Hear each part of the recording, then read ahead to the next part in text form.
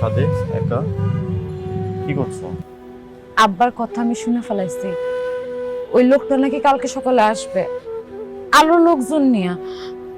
আমার খুব ভয় লাগতেছে জানেন, ওই লোকটা না অনেক খারাপ, অনেক বদমাইশ একটা লোক।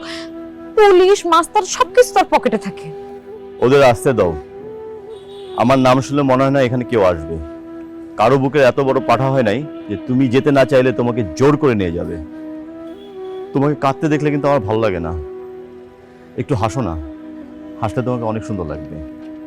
আমি তো হাসতেই চাই, কিন্তু আমার কি পোড়া খোপা। ফালতু কথা, কারো কপাল কখনো পোড়া থাকে না।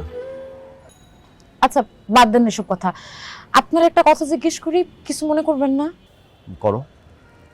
আপনি আরো বিয়ে শাদী করেন নাই কেন? মানে বয়স তো কম হয় নাই। দাদিকে না বললাম বিয়ে করব, কেন ভুলে গেছো? আপনি কি মেয়ে দেখছেন? দাদির কথায় মনে হয় তো দাদি মেয়ে ফাইনাল করে ফেলেছে।